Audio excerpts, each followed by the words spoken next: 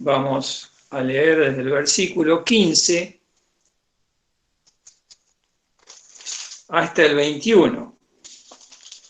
Dice así la palabra del Señor. Mirad pues cómo andéis avisadamente, no como necios, mas como sabios, redimiendo el tiempo, porque los días son malos. Por tanto, no seáis imprudentes, sino entendidos de cuál sea la voluntad del Señor. Y no os embriaguéis de vino, en lo cual hay disolución, mas sed llenos de espíritu, hablando entre vosotros con salmos y con himnos y canciones espirituales, cantando y alabando al Señor en vuestros corazones, dando gracias siempre de todo al Dios y Padre en el nombre de nuestro Señor Jesucristo, sujetados los unos a los otros en el temor de Dios. Hasta aquí la lectura de la palabra. Vamos ahora a tener una meditación. Sabemos que los primeros 3 versículos los meditó también, fue parte de la meditación de nuestro hermano Hugo el domingo pasado, así que los hemos leído, podemos acordarnos también de que todos estos pasajes nos están hablando de cómo debemos andar en el Señor. El hermano Hugo remarcaba los no, ¿no es cierto? Lo que no debíamos hacer y de andar avisadamente. No lo vamos a meditar. Hay muchas cosas que podríamos también agregar, porque esto sabemos que es la palabra de Dios y es inagotable, es una fuente de sabiduría para nosotros. Solamente quería que pongamos atención en el versículo 16, más precisamente la palabra redimiendo. La palabra redimiendo es una palabra que para nosotros los creyentes es muy familiar, porque la palabra habla mucho de esta palabra que es redención o redimir. Y quería tratar de fijar la atención en aquellos que están escuchando en esta hora.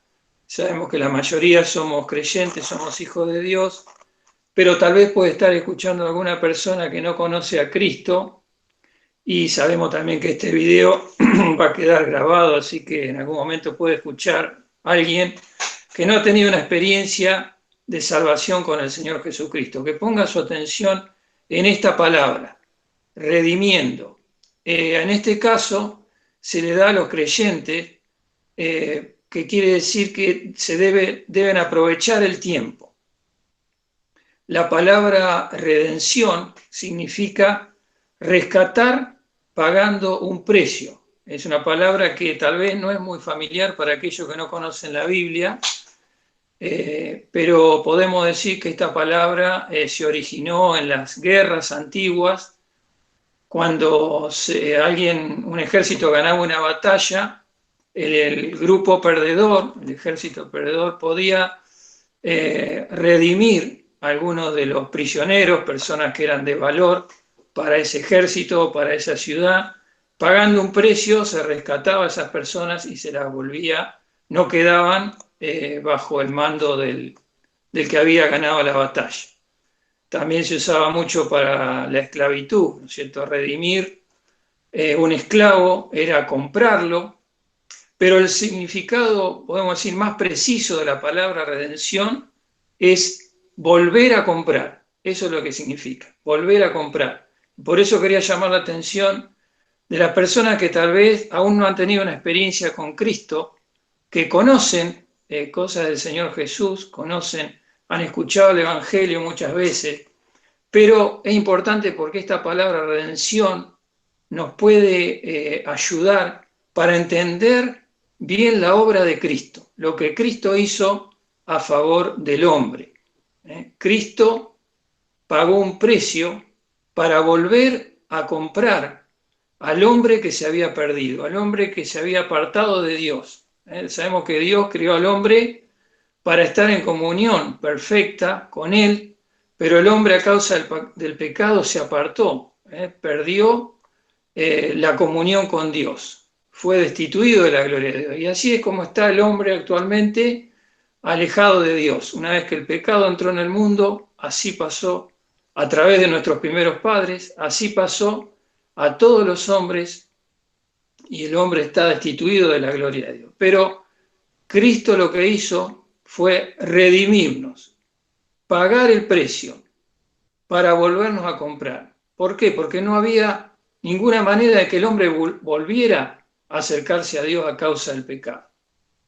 Así que esta palabra redención es importante, porque es una de las palabras que más nos hacen entender o que más se aproximan a la obra de Cristo. Redención, volver a comprar. También tiene mucho que ver con la palabra religión. La palabra religión significa religar, volver a unir. Eso es lo que hizo Cristo.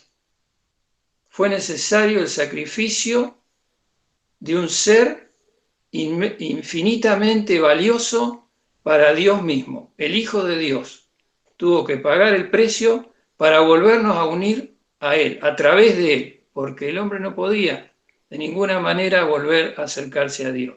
Así que, importante el significado de esta palabra para entender la obra de Cristo. Vamos a leer en la carta a los Gálatas, capítulo 3, versículo 13, dice: Cristo nos redimió de la maldición de la ley, hecho por nosotros maldición. Aquí aparece esta palabra, redimió. Nos redimió de la maldición de la ley de Dios. La ley de Dios es lo que nosotros comúnmente conocemos como los 10 mandamientos, una ley que muestra a un Dios perfecto, santo, pero el hombre transgredió la ley. El pecado es transgresión de la ley. Entonces no había forma de que el hombre volviera a acercarse a Dios. Entonces aquí nos dice, Cristo nos redimió, pagó el precio de la maldición de la ley bajo la cual está el hombre, apartado de Dios a causa del pecado. Y dice, hecho por nosotros maldición. ¿Quién fue hecho por nosotros maldición? Cristo, hecho hombre, un ser santo que vivió en este mundo sin transgredir la ley, el único que cumplió la ley. Así santo fue a la cruz para pagar el precio de nuestra redención, de nuestra salvación. También podemos leer en 1 Pedro, capítulo 1, versículo 18, el apóstol Pedro le dice a los creyentes, sabiendo que habéis sido rescatados de vuestra vana conversación. La palabra conversación en la Biblia significa no solamente hablar, sino significa la conducta, como la vida, cómo uno vive. Dice, sabiendo, los creyentes debemos saber que habéis sido rescatados de vuestra vana conversación, la cual recibisteis de vuestros padres, no con cosas corruptibles como oro o plata. La persona debe saber que recibió de sus padres, de la raza humana, la condición de pecado. No solamente que hace pecado el hombre, sino que porque es pecador, es malo en sí mismo. Y así el pecado se pasa de padres a hijos por la condición del hombre. Pedro acá dice que tenemos que saber que no, a los creyentes que no hemos sido rescatados con cosas corruptibles como oro o plata. Dice, oro o plata lo pone como lo más valioso que puede haber en este mundo. Ninguna cosa sirve para poder ser rescatado. Pero sí el versículo 19 dice, si no hemos sido rescatados con la sangre preciosa de Cristo, como de un cordero sin mancha y sin contaminación, ya ordenado de antes de la fundación del mundo, pero manifestado en los postrimeros tiempos por amor de vosotros. Esto también nos aclara bien el significado de la palabra redención. Cristo tuvo que poner su vida preciosa, infinitamente de valor para Dios, para el Padre Celestial, y derramó esa sangre preciosa, el precio de la redención, el precio para que el hombre pudiera acercarse a Dios, religarse, volver a estar en comunión con Dios. No había otra forma. Por eso, si alguno está escuchando que no conoce a Cristo, sepa que Cristo pagó el precio, pero lo que tiene que hacer la persona es aceptarlo en el corazón, decirle al Señor: Señor, entiendo esto y te acepto en mi corazón. Porque por más que Cristo haya dado su vida en la cruz, si tú no le aceptas, Dios no va a forzar tu voluntad. Dios respeta la voluntad del hombre. Nosotros elegimos el destino eterno de nuestra alma. Si aceptamos el precio infinito, el valor imposible de medir del Señor Jesucristo poniendo su vida por nosotros, y si le rechazamos, ¿qué quedará? La condenación eterna que le corresponde al hombre a causa del pecado, a causa de haber ofendido a Dios. También podemos leer en el Salmo 49, también aparece la palabra redención en el versículo 6. Dice: los que confían en sus haciendas y en la muchedumbre de sus riquezas se jactan. Es decir, los poderosos. El hombre, podemos decir, que ha evolucionado muchísimo, podemos decir, desde que se escribió este salmo hace aproximadamente 3000 años. Ya Dios aquí anuncia que habrá hombres poderosos que intentarán conseguir perpetuar la vida. Y eso lo vemos en nuestros días, en donde la multiplicación de la ciencia es un hecho, y que el hombre ha avanzado muchísimo en la ciencia, en el conocimiento, pero no ha logrado redimir al hombre, redimirse a sí mismo. El hombre afanosamente busca de conseguir la vida eterna. Y aquí dice, los que confían en sus haciendas y en la muchedumbre de sus riquezas se jactan. Ninguno de ellos podrá en manera alguna redimir al hermano, ni dar a Dios su rescate. Y fijémonos, dice: porque la redención de su vida es de gran precio y no se hará jamás. Pensemos en los intentos del hombre. Se ha multiplicado la ciencia y tenemos adelantos impresionantes. Y entre estas cosas se ha tratado, el hombre trata de alguna manera buscar que pueda seguir viviendo. Pero acá la Biblia, podemos decir ya casi 3000 años, ya está diciendo, dice: la redención de su vida es de gran precio y no se hará jamás.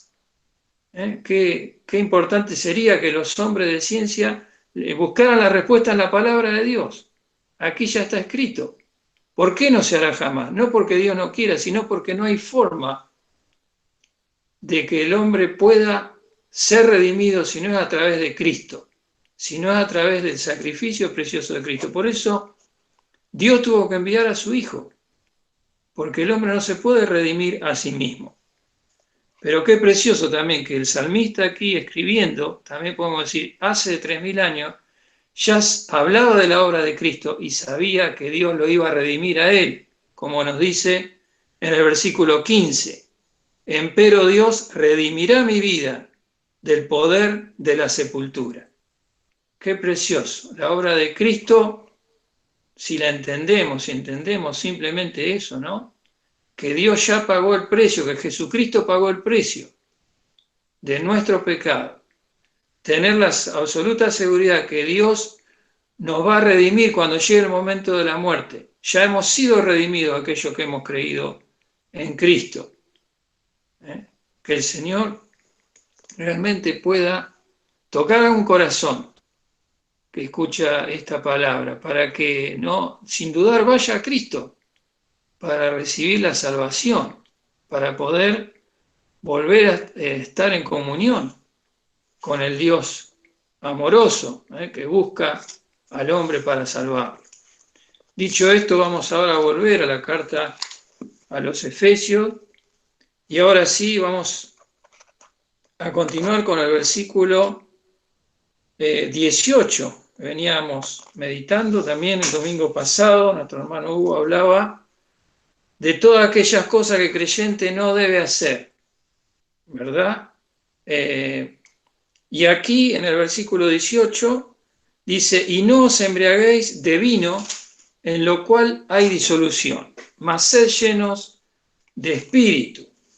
Es interesante porque acá Dios, podemos decir, empieza lo que hemos meditado el domingo anterior, era todos los no. Recordamos que decía, nuestro hermano Hugo decía, no hagamos esto, no esto, no esto. Y ahora, en el versículo 18, como que empieza a decir, bueno, Dios quiere que hagamos esto.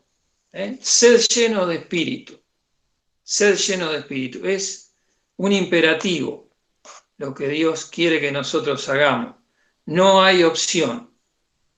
Debemos entender los cristianos que el Espíritu de Dios, desde el día que creímos, vino a nuestro corazón. ¿Para qué? Para llenar nuestro corazón, llenar nuestro espíritu. Sabemos que el hombre es cuerpo, alma y espíritu. Y el espíritu es un lugar que Dios ha preparado en el ser humano para que, conociendo este tiempo, aquel que acepta a Cristo, Dios le da su espíritu en el corazón. ¿Y para qué viene Cristo al corazón a través del espíritu? Para tomar posesión. Y acá pone el ejemplo, ¿no? De aquel que se embriaga de vino. Es interesante porque nosotros podemos decir, bueno, podemos tomar una copita de vino en el almuerzo, en las comidas, y no nos afecta, ¿no? Si no tomamos mucho. Pero si tomamos de más, nos embriagamos, podemos llegar, cada vez tomamos más, llega un momento que ¿qué pasa con el alcohol? Nos toma el control de nuestra vida. Nosotros perdemos el control de nuestros actos, de nuestra voluntad. Bueno, eso lo compara con ser lleno de espíritu. ¿Qué es lo que está diciendo acá? Que Dios quiere tomar el control de nuestra vida. Así como el que se embriaga pierde el control, acá Dios también quiere que nosotros perdamos el control propio de nuestra vida, quiere que dejemos de gobernarnos a nosotros mismos para que Dios nos gobierne a través de su espíritu.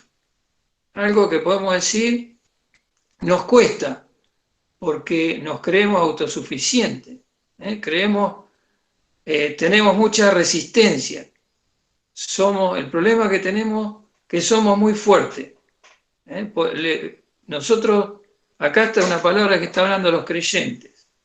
Hemos entendido que Cristo ha pagado el precio de nuestra salvación. Hemos entendido el valor, el amor de Dios que ha tenido para dar su vida, su Hijo en la cruz por nosotros. También del Espíritu Santo que se humilla a venir a este corazón pecador para cambiarlo. Sin embargo, nos cuesta mucho entregarnos, romper nuestra fortaleza para que Cristo habite completamente, como dice acá, ser lleno de espíritu, que Cristo ocupe cada lugar, cada compartimento de nuestro corazón. La palabra de Dios dice que somos templo del Espíritu Santo, somos casa de Dios. Y para entenderlo podemos pensar en una casa, ¿no? Una casa tiene varias habitaciones, varios compartimentos. Y viene Dios para ocupar nuestra casa. Pero nosotros le damos un lugarcito nomás, o tal vez le damos algunas habitaciones. Le damos los dormitorios, le damos un lugar, pero el resto de las habitaciones, de los compartimentos, la dejamos para nosotros.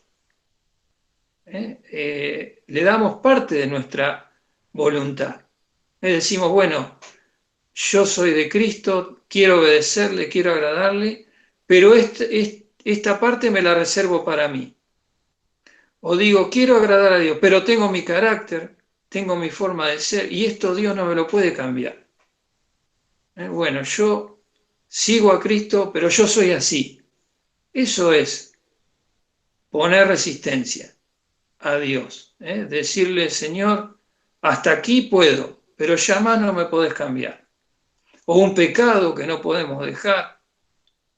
algo que no le damos a Cristo. Pero acá está la orden de Dios, la voz de Dios que me dice, mas sed llenos de espíritu. Quiere decir que si Dios me lo dice, es que lo quiere hacer y lo puede hacer en mi corazón. Pero tenemos ese problema, cada uno de nosotros. Ofrecemos resistencia a la voluntad de Dios, ofrecemos resistencia a la palabra de Dios. Pero Dios nos dice, sed llenos de espíritu. El hombre, cada uno de nosotros somos como un vaso. El espíritu es un lugar. Aquel que no conoce a Cristo, ese lugar está oscuro, no hay vida, porque no está la vida. La palabra de Dios dice que aquel que no ha creído en Cristo está muerto en delitos y pecados. Pero el creyente ha recibido el Espíritu de Cristo en el corazón y viene para ocuparlo, para llenar esa casa, llenarla de luz, llenarla de la voluntad de Él y vivir de acuerdo a la voluntad de Dios. Que el Señor nos pueda hacer entender y creer que Dios, que podemos ser llenos del Espíritu de Cristo, entregando cada una de las áreas de nuestra vida, de nuestro pensamiento, de nuestra voluntad, para que podamos hacer también como sigue diciendo, ¿no? Esta lectura. Ahora sí vienen los sí. El domingo pasado habíamos escuchado los no, ¿no es cierto? Ahora también habla de lo que tenemos que hacer. ¿Cómo lo podemos hacer? Si somos llenos de espíritu. Dice el versículo 19, hablando entre vosotros con salmos y con himnos y canciones espirituales, cantando y alabando al Señor en vuestros corazones. Pensemos en esto, hablando entre vosotros. ¿De qué nos habla? De la comunión, del deseo de estar entre los hermanos, del deseo de comunión, del deseo de alabar al Señor entre nosotros. Pensemos en nuestra vida, ¿cuántas veces, no? Venimos a la casa del Señor el domingo, estamos en comunión con los hermanos y luego a lo largo de la semana perdemos un poco esto. Nos aislamos en nuestros problemas, en nuestro trabajo y perdemos este sentir, como dice acá, hablando entre vosotros, con salmos y con himnos, alabando al Señor. ¿Cómo se puede alabar al Señor? No solo en la congregación, sino en estar en comunión con los hermanos, alabando al Señor en vuestros corazones. El Señor nos dice, sed lleno de espíritu. Y esto a veces pensamos que es solamente para los siervos de Dios, para las personas que están muy consagradas al Señor. Pero acá el apóstol Pablo le está hablando, Dios está hablando a través del apóstol, ¿a quién? A todos los creyentes. Todos los creyentes deberíamos proponernos esto, que el Señor llene nuestro espíritu, que ocupe cada parte de nuestro ser, de nuestra voluntad. ¿Por qué? Porque la vida cristiana no es fácil, es difícil, vivimos en un ambiente de pecado, de tentaciones, el aspecto psicológico, podemos decir, sociológico, ¿no? De afuera que nos lleva a este mundo continuamente a apartarnos de Dios, continuamente a tentarnos para apartarnos de Dios. Y cuando pensaba esto, el Señor me llevó a un pasaje del Antiguo Testamento, en el libro de Éxodo, el capítulo 34, y me hizo acordar cuando Moisés, los que conocemos la palabra de Dios, sabemos que allí en el monte Sinaí, Dios le dio a su pueblo la ley. Ahí Dios descendió, mostró su poder y le ordenó a Moisés que suba para que Dios les dé las tablas de la ley. Y el pueblo se quedó abajo esperando. Sabemos lo que pasó, sabemos cómo el pueblo, y que es como somos nosotros, no somos dados a esperar. Siempre somos dados a hacer nuestra voluntad. Y el pueblo se quedó esperando que Dios descendiera, que Moisés descendiera, con las tablas de la ley. Se quedó con Aarón. ¿Y qué pasó? Sabemos lo que pasó, ¿no es cierto? El pueblo Viendo que Moisés se tardaba, se hizo un becerro de fundición, se hizo un Dios propio y empezó a adorarlo. Se olvidó de Dios. Sabemos lo que pasó. Moisés desciende, se enoja con el pueblo, rompe las tablas de la ley. Y ahí Moisés se da cuenta lo difícil que iba a ser llevar a ese pueblo a través del desierto, con todas las ordenanzas que Dios le había dado de la ley. Y Moisés tiene unas palabras aquí muy preciosas. En Éxodo 34, el versículo 9, fijémonos, dice, una oración que hace Moisés a Dios. Dice, y dijo, si ahora, Señor, he hallado gracia en tus ojos, vaya ahora el Señor en medio de nosotros. Sabemos que Dios, por la desobediencia del pueblo, porque el pueblo no quiso esperar y se hizo sus dioses propios, Dios tuvo que castigar severamente al pueblo. Entre esas cosas, sacó el tabernáculo donde Dios se manifestaba, la tienda donde Dios se manifestaba, afuera del campamento. Es decir, Dios se apartó del pueblo a causa de la desobediencia. Y Moisés hace una oración preciosa acá, que dice, vaya ahora el Señor en medio de nosotros. Le pide a Dios que vuelva, porque sabía que si Dios no estaba en medio del pueblo, no iban a poder llegar a donde Dios les había dicho. Y fijémonos, le dice, vaya ahora el Señor en medio de nosotros, porque este pueblo de dura cerviz, y fijémonos estas tres cosas que Moisés le dice a Dios. Dice, perdona nuestra iniquidad. La iniquidad es no el pecado, sino lo que el hombre es, la condición del hombre. Nosotros, aún siendo creyentes, conservamos nuestra naturaleza de pecado, y nuestra naturaleza de pecado nos lleva a hacer lo malo. La iniquidad es la fuente de maldad que tiene el hombre en el corazón. Hace pecado porque es malo, es pecador, está apartado de Dios. Y Moisés le dice, perdona nuestra iniquidad, perdona nuestra condición. Segunda cosa, nuestro pecado, lo que nosotros hacemos.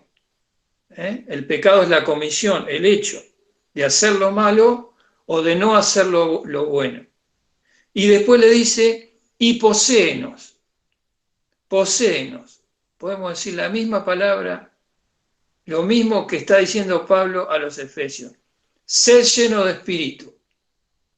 Nosotros tenemos que entender, como entendió Moisés, que Dios los amaba y los quería llevar a una tierra, pero si no entendía estas tres cosas, el pueblo, él lo entendió, estas tres cosas. Primero, que el hombre es malo, que nuestra naturaleza nos lleva a hacer lo malo. Segundo, pedirle perdón por nuestros pecados. Y tercero, poséenos o ser llenos de espíritu. Cuando nosotros le decimos al Señor que nos llene de su espíritu, cuando cedemos nuestra resistencia a aquellas cosas que hacen que nos opongamos, que no le dejemos a Dios obrar completamente en nuestro corazón, la vida cristiana se hace difícil. Pero si le pedimos que nos llene de espíritu, fijémonos lo que dice acá, lo que le contesta a Dios a Moisés. Versículo 10. Y él dijo, he aquí yo hago concierto delante de todo tu pueblo. Haré maravillas que no han sido hechas en toda la tierra, ni en nación alguna. Y verá todo el pueblo en medio del cual estás tú, la obra de Jehová, porque ha de ser cosa terrible la que yo haré contigo. Cuando nosotros nos dejamos poseer por el Señor, cuando somos llenos de espíritu, Dios va a hacer una obra poderosa en nuestros corazones, una obra de testimonio para las demás personas. Dios está dispuesto, fijémonos aquí el pecado del pueblo, terrible, se hicieron otros dioses, pero Dios es misericordioso, y cuando nosotros reconocemos nuestra condición de pecado y le pedimos al Señor que nos llene, el Señor hará una obra, la misma obra que le dijo aquí a Moisés, a su pueblo. ¿Mm? Haré cosa terrible la que yo haré contigo. Que el Señor nos ayude para poder entregarnos, para poder obedecer a la voz del Señor que nos dice, sé lleno de espíritu. Volviendo al pasaje de Efesios, capítulo 5. Así podremos cumplir y el Señor hará una obra en nuestros corazones para que, como hemos leído en el versículo 19, hablando entre vosotros, tendremos comunión entre nosotros, compartiremos nuestra vida. Versículo 20, dando gracias siempre de todo al Dios y Padre en el nombre de nuestro Señor Jesucristo. Si somos llenos de espíritu, estaremos continuamente alabando al Señor, dándole gracias porque vemos que todo viene de Él, todos los beneficios, todas las cosas que tenemos vienen de parte de Él.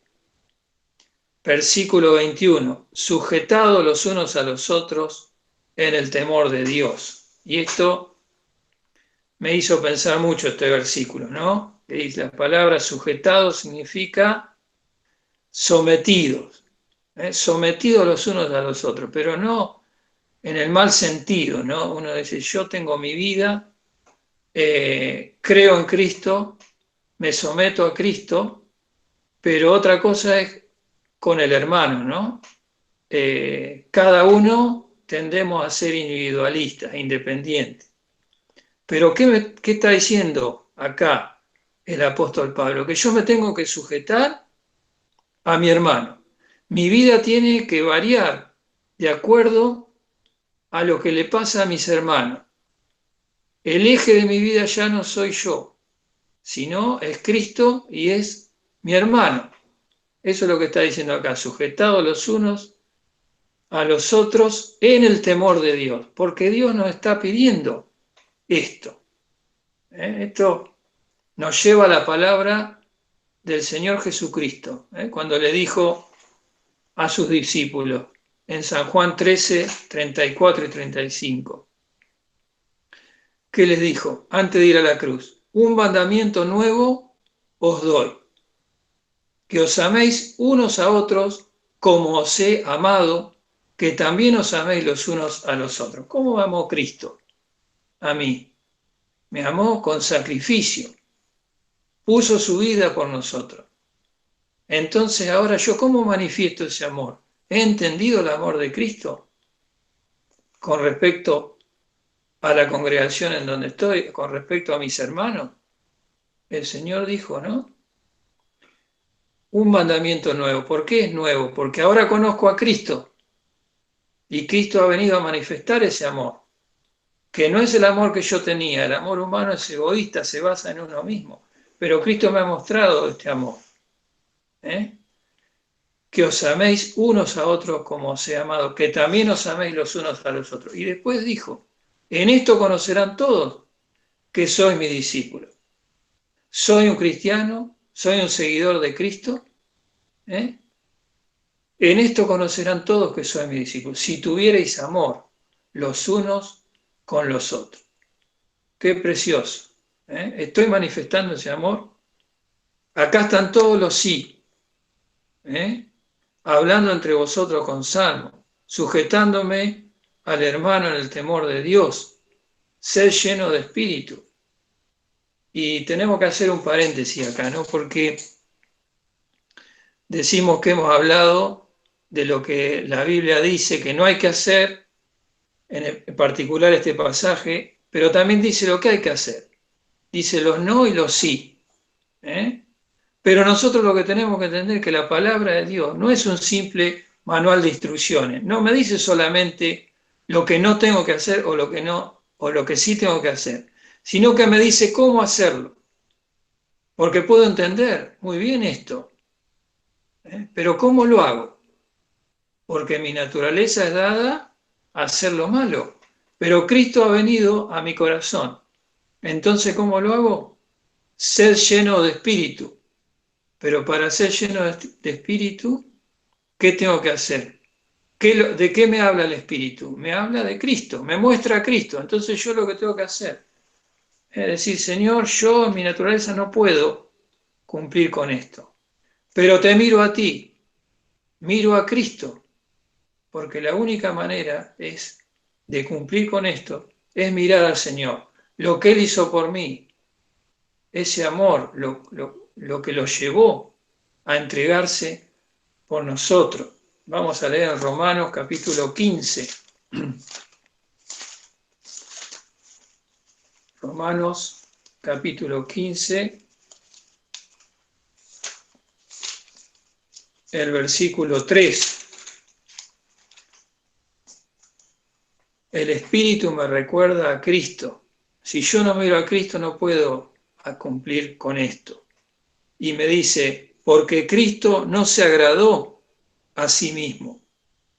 Cristo no se agradó a sí mismo. Cristo se podría haber quedado en el cielo, iba a seguir siendo adorado por millones de ángeles, iba a seguir siendo el Dios glorioso, todopoderoso, al cual todos le rinden gloria, pero él dice no se agradó a sí mismo. Eligió antes anonadarse, hacerse nada, vaciarse de su gloria para venir a tomar la forma de un hombre, uno como nosotros, y humillarse hasta la muerte y muerte de cruz. Porque dice, Cristo no se agradó a sí mismo. Antes bien, como está escrito, los vituperios de los que te vituperan cayeron sobre mí. ¿Qué son los vituperios? Vituperio es todo desprecio, todo daño que nosotros le hicimos a Cristo. Daño espiritual, porque Él tuvo que cargar con el pecado de todos nosotros. Daño moral, la vergüenza de que todas nuestras miserias fueran sobre Cristo. Daño físico, la crucifixión, cuántas cosas. Ellos todos son los vituperios, no podíamos llegar a entender todo lo que Cristo sufrió por ti y por mí, porque Él eligió no agradarse a sí mismo, eligió descender del lugar de gloria en donde estaba. Y ahora aplicándolo a esta palabra, podemos decir que Cristo se vació de su gloria, se vació de sí mismo, ¿para qué? Para que yo sea lleno, para que yo sea lleno del Espíritu de Él. ¿Cuánto me amó? ¿Cuánto se humilló? ¿Qué precio tan grande tuvo que pagar para que yo ahora sea salvo primeramente y mientras espero su segunda venida sea lleno de Espíritu? ¿Cómo le voy a decir al Señor que no? ¿Cómo no voy a decirle al Señor, Señor, llena mi corazón completamente? Quita todas aquellas cosas todavía que quedan de resistencia, de inmundicia, de mi carácter, de mi forma de ser. Señor, cámbiame. Fijémonos esta palabra que está en un contexto que habla del amor de Dios, el amor de Dios hacia los hermanos, como veníamos hablando, ¿no? Dice, así que los que somos más firmes, en el versículo 1, debemos sobrellevar la flaqueza de los flacos y no agradarnos a nosotros mismos. ¿Quiénes son los que son firmes? Los que hemos entendido esta palabra, hemos entendido que Cristo pagó el precio, se humilló, no se agradó a sí mismo, vino a dar su vida por mí. Entonces ahora yo tengo que sobrellevar la flaqueza de los flacos. ¿Quién es el flaco? ¿Quién es el hermano flaco? Aquel que me ofendió, aquel que cometió una torpeza o que es un hermano nuevo que no entiende. Yo tengo que sobrellevarlo en el amor de Cristo. Aquel que no me agrada como es su personalidad. Y asimismo también a veces yo soy flaco. Entonces mi hermano, que me entiende en el amor de Cristo, me tiene que sobrellevar a mí. Eso es lo que está diciendo acá. Eso es lo que dice Pablo a los Efesios, sujetados los unos a los otros en el temor de Dios. Versículo 2, cada uno de nosotros agrada a su prójimo en bien a edificación. Yo tengo que agradar a mi prójimo, tengo que agradar a mi hermano. No quiere decir que le voy a decir todo que sí, no quiere decir que lo voy a consentir, sino que tengo que buscar su bien, que mi hermano sea beneficiado, como es Cristo conmigo, benigno, quiere mi bien. Que el Señor nos bendiga, para que, como dice acá, por versículo 4, porque las cosas que antes fueron escritas, para nuestra enseñanza fueron escritas, para que por la paciencia y por la consolación de las Escrituras tengamos esperanza. Mas el Dios de la paciencia y de la consolación os dé que entre vosotros seáis unánimes según Cristo. Unánime. ¿Cómo voy a ser unánime con mi hermano si los dos no nos llenamos del Espíritu de Cristo? Para que Él nos gobierne y así poder ser unánime. Quiere decir tener un mismo ánimo, un mismo sentir. Eso es lo que quiere Cristo para nosotros, eso es lo que quiere para su iglesia, para su pueblo, para que seamos una iglesia poderosa para predicar el Evangelio. Versículo 6, para que concordes a una boca, glorifiquéis al Dios y Padre de nuestro Señor Jesucristo. Por tanto, sobrellevaos los unos a los otros, como también Cristo nos sobrellevó para gloria de Dios. Tengo que mirar a Cristo. Tengo que mirar su sacrificio.